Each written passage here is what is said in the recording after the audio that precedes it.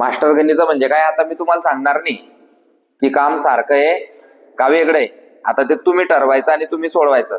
काम सारखं असताना कोणतं सूत्र वापरायचं, काम वेगळं असताना कोणतं सूत्र वापरायचं तुम्हाला शिकवलेलं आहे. आता या दोन्ही प्रकारांवर पोलीस भरतीने विचारलेले प्रश्न फास्ट ट्रॅक मध्ये जे ते मी घेतो, तुम्हाला जमता का पाहू. चला घ्यायचं. हा घ्या. जे काम 12 मजूर 20 दिवसात संपवतात, जे काम 12 मजूर 20 दिवसात संपवतात,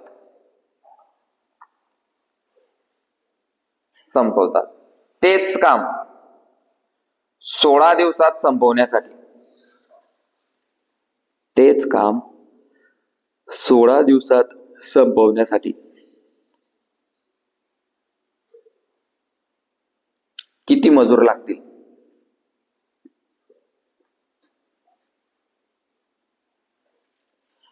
जे काम 12 मजूर 20 दिवसात संपवतात, तेच काम 16 दिवसात संपवण्यासाठी किती मजूर लागतील. सगळ्यात महत्वाचं काम, काम सारखं आहे का वेगळे. काम कसं आहे, कशावरून समजलं, तेच काम हा शब्द. मग जर काम तेच असेल तर वरच्या लाईन वरचे वरती, खालच्या लाईन वरचे खालती. 12 गुणिले 20 भागिले 16, 12 गुणिले 20 भागिले 16, 12 गुणिले 20 भागिले 16. 4 चौक 16, 4 पंचे 20, 4 एक 4, 4 त्रिक 12, 3 पाचे 15 दिवसात 15 मजूर, सॉरी मजूर किती लागतील असं म्हटले त्यांनी, 15 मजूर लागतील. म्हणजे जे 20 दिवसाचं काम आहे त्यांनी ते किती दिवसात करायचंय, 16 दिवसात करायचंय. मग आपल्याला मजूर वाढवावे लागतील ना, मग किती मजूर लागतील, 15 मजूर लागतील. लक्ष दे. आता इथे महत्वाचा एक प्रश्न देतो तुला. आता इथे लोक चुकता कसे. एक काम आहे, त्या काम करण्यासाठी किती मजूर लावले कामाला, 12 मजूर लावले. ते 12 मजूर कामाला लावले तर ते काम किती दिवसात संपवता येते, 20 दिवसात. लक्ष दे व्यवस्थित. पहिली लाईन हे म्हणते 12 मजूर एक काम 20 दिवसात करतात. 12 मजूर एक काम 20 दिवसात करतात. आता त्या माणसाला काय करायचंय, ते काम 16 दिवसात करून घ्यायचंय. किंवा एवढे दिवस नको लागले पाहिजे, मला 16 दिवसात तुम्ही ते काम करून द्या. तर आपल्याला जर ते काम 20 दिवसाचं काम 16 दिवसात करायचंय तर आपल्याला काय वाढवणे पडतील, मजूर वाढवणे पडतील. बरोबर का. हा, मग आपण काढलं की किती मजूर लागतील, 15 मजूर. आपलं उत्तर किती आलं रे, 15 मजूर.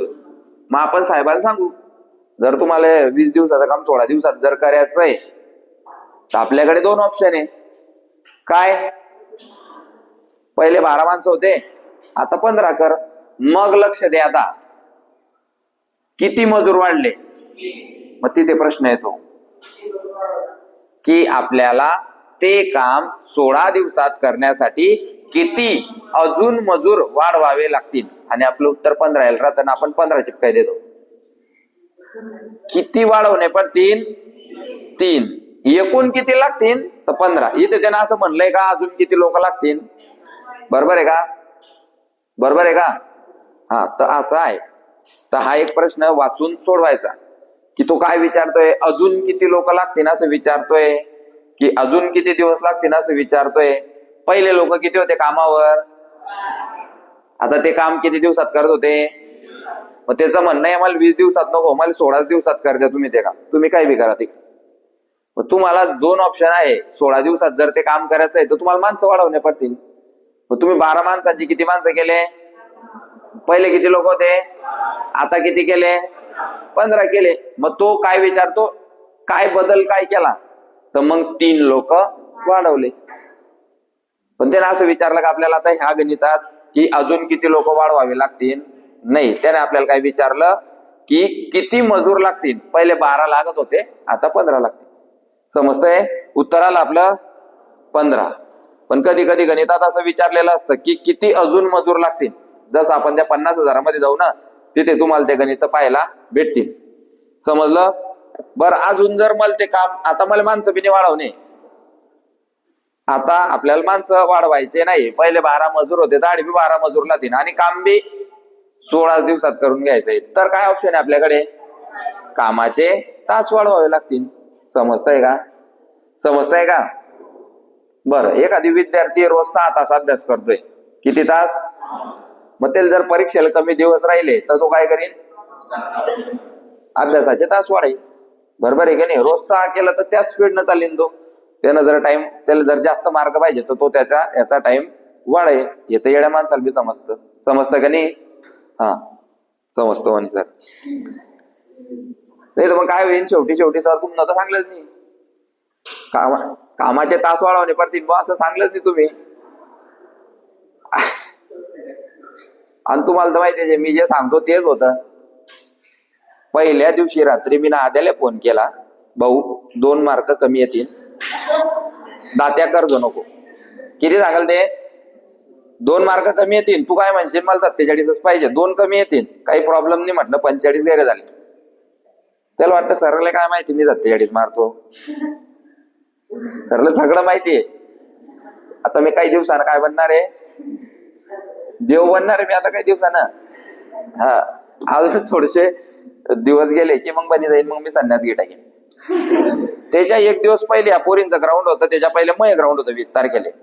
मी गेला नाही. मी गेला का? तरी बी मला माहिती होतं की त्या दिवशी 20 तारखेला माझ्यासोबत होणार काय.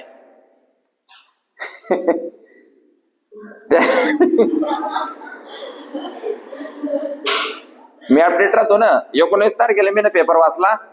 19 तारखेला त्यांनी असं लिहिलेलं होतं की जे किती तारखेपासून ग्राउंड चालू झाले होते? 11 तारखेपासून ते 19 पर्यंत जे लोक गैरहजर होते त्यांनी 20 तारखेला येणे. गैरहजर लोकांना संधी. दुसरं, अनिल सरांचं हॉल तिकीट मीनच काढायला होतं. अनिल सरचं बी ग्राउंड 20 तारीखले. अनिल सर एक सारमी येते, एक सारमेवाले बी 20 ले येतील. आणि मी एक नॉर्मल पोरांमधला, म्हणजे नॉर्मल पोर म्हणजे 3 टक्कर होणार होत तरी. आर्मीवाले बी, गैरहजरवाले बी आणि नॉर्मल वाले. म्हणजे गर्दी जाणं आहे तर 3 ले जाणं पडेल. जर लवकर ग्राउंड मारणार तर 3 ले, म्हणजे 2 ले उठणं पडेल. 2 ले आपल्याकडे उठणार नाही. रात्रीच मोबाईल स्विच ऑफ करील आणि तिथेला अलाराम वाजायला नको, कोणा फोन करायला नको. जाणं नाही. मला माहिती होतं नरेंद्र मला सकाळी फोन करेल, लवकर जाणं बरं. जाणंच नाही. कोण ऐकूया करीन? घोडा उठा पे 100 चांगलं आहे, 16 तर मारलं पाहिजे. कशाला ऐकूया करतो? आणि अजून 2-4 लोकांना, सर पोलीस भरतीला शिकवता तुम्हीच पोलीस भरती कराले? लोकांना हे नाही माहिती का माणूस नोकरीवर आहे बुवा, चांगला पोलीस पेक्षा चांगला पगार आहे, ते नाही बनवलं. तुमचा सर तर पोलीस भरती कराल दा.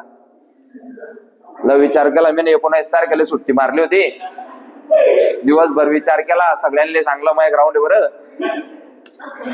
सगळ्यांच्या प्रतिक्रिया घेतल्या, जा भाऊ जा. कशाला जा?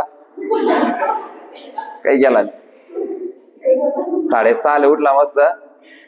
मनाला थोडस वाईट वाटलं मला. शेवटची भरती होती मी. 33 EWS चा शेवटचं वय आहे. म्हटलं शेवटची भरती होती, ठीक आहे. गेला ग्राउंड वर 6-8 राऊंड पै आला. रनिंग केली, गुच्चूप आपलं आद्याला फोन कर दिला, मी येतोय बरं, नाही तर तुम्ही जर फिराशान. ठीक आहे म्हणे. मग ते असं झालं. लगी त्याच दिवशी मला समजलं की आपल्या पोरींना सांगलं पाहिजे की बुवा जर काही घटना घडली तर सही करायची. सांगलं बी होतं मी ना. स्पेशल थांबला होता मी त्यांच्यासाठी की बुवा तुम्ही सही करता नका, काहीच होणार नाही. पण ठीक आहे, जे होतं ते चांगल्यासाठीच होतं, याच्यावर चालणारा मी माणूस आहे. आणि ही गोष्ट मला 15 वर्ष झाले समजते की जे होतं ते चांगल्यासाठीच होतं.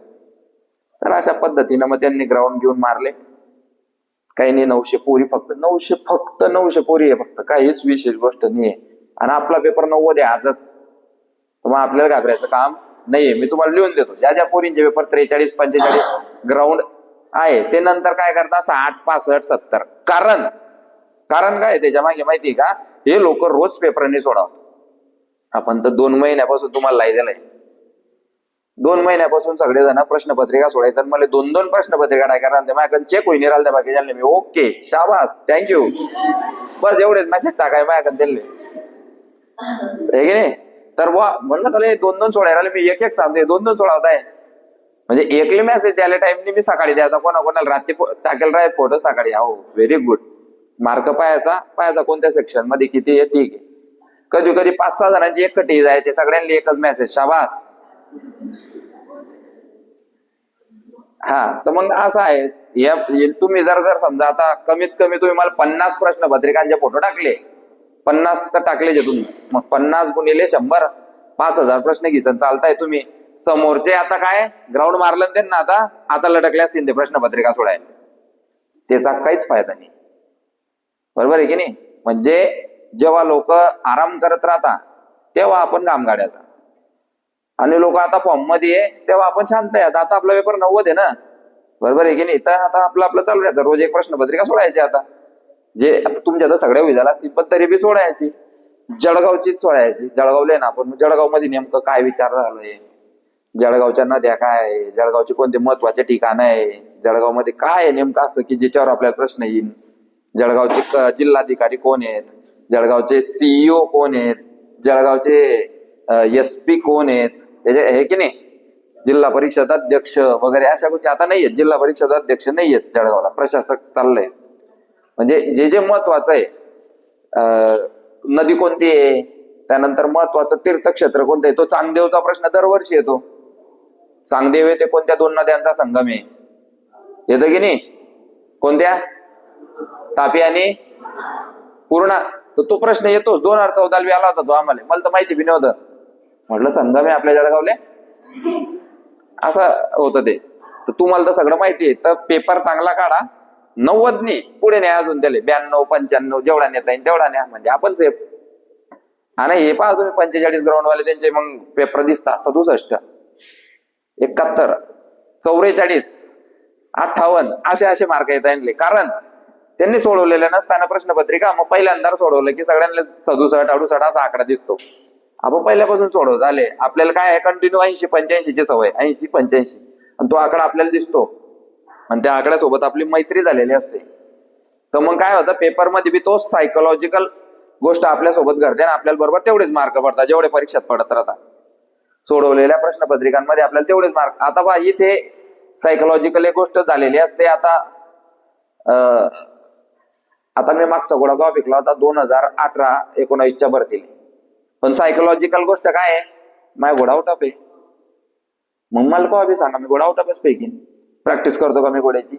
सायकोलॉजिकल गोष्ट झालेली असते. आता ती पायलचा विषय झाला होता सर ती आउट ऑफ मारते सगळे जण तर पायला आउट ऑफ मारते ते सायकोलॉजिकल 800 आउट ऑफ आहे. तर अशी सायकोलॉजिकल गोष्ट. आता ते काही गोष्टी माझ्यासोबत बी झाल्या. मला पोलीस भरतीचा पेपर जर दिला तुम्हाला 90 येतो 91 होईल पण 89 होणार नाही. सायकोलॉजिकल गोष्ट आहे ती बरोबर आहे का. मी घाबरत बी नाही का घाबरत नाही. मी गणित पोरांना शिकवतो. गणित 25 पैकी 24 धर बुद्धिमत्ता 25 पैकी 24 धर मराठी 25 पैकी 24 धर ठीक आहे झाला 90. सायकोलॉजिकल गोष्टी राहता काही की जे आपल्याला कॉन्फिडन्स राहतो बरोबर आहे की नाही की मी हे करीनच. तुम्ही जर रोज सायकल चालवता इथून तर चिंचोली रोज चालवताय परीक्षेच्या दिवशी जाणार नाही का आपली सायकल चिंचोलीलो जाईनच कारण आपल्याला माहितीये मी तर रोज करतो बरोबर आहे की नाही. तर ह्या कॉन्फिडन्सच्या गोष्टी आता इथून पुढे सगळ्या कॉन्फिडन्सच्या गोष्टी आहे. मागे काय केलंय बा तुम्ही आणि जो माणूस प्रश्नपत्रिका सोडवली नाही तो काय दबाव मध्ये राहतो. मी तर पहिल्यांदा चालला पेपरले मग पहिली भरती गिरती काही नाही. मागे किती तुला अभ्यास केलाय किती प्रश्नपत्रिका सोडवून आलाय त्यासोबत मागे किती शस्त्र साठा आहे हे महत्वाचं आहे बरोबर आहे की नाही. म्हणजे सगळ्या गोष्टी काय आपल्या सायकोलॉजिकल गोष्टी काम करते ना. आता आपण तुम्ही पेपरला जाशाल तेव्हा काय समस्या अरे काय तो सर बी 2 प्रश्नपत्रिका सोडायला आहे परत शनिवार रविवारी अकॅडमीत वेगळ्या प्रश्नपत्रिका आणि आता हे काय विशेष आहे. मग काही विशेष गोष्ट नाहीये. मला तर नाही वाटत की कोणत्याच अकॅडमीत दर शनिवार रविवारी पेपर होत असेल. आपल्या अकॅडमीत कसा बी होतो कठीण हो बिना उत्तर पत्रिकेचा असो पण व्हायचा हे नाही बारीक झेरॉक्स मध्ये हो काम पानं वाचायचं हो पण होत होता पेपर बरोबर आहे की नाही. होत होता शनिवार रविवार. मी किती जायचा पण सर शनिवारी आर्मीचा आणि रविवारी पोलीस भरतीचा असा तुमचा सिक्वेन्स चालूच होता. परत मी सांगितल्यापासून मागच्या 2 महिन्यापासून सगळेजण 2-2 1-1 ज्याच्या ज्याच्या पद्धतीनं प्रश्नपत्रिका सोडवत आहे. ज्यांनी ज्यांनी सोडवल्या त्यांचा फायदा होईल. ज्यांना नाही सोडवला ते 70, 80, 85 मध्ये खेळतील. बरोबर आहे की नाही? तर रोज आता बी 1-1 सोडवा, एकच सोडवा. आता 2-2 कडे जाऊ नका, एक सोडवा आणि ज्या बाकी असतील त्या डायरेक्ट ओव्हरलुक करा. फक्त आता ओव्हरलुक नुसतं पाहायचं की आपल्याला येतोय का, येतो असेल तर पाहिजे उत्तर त्याचं, येतंय का. आणि चुकलेल्या प्रश्नांच्या वया तुमच्या रेडी आहे. लोकांकडे चुकलेले प्रश्नच नाहीये. बरोबर आहे की नाही? तर अशा पद्धतीने चालू ठेवा. उद्या आपण याच्यावरचे प्रश्न घेऊ आणि न टाकील सुरुवात करू. ठीक आहे.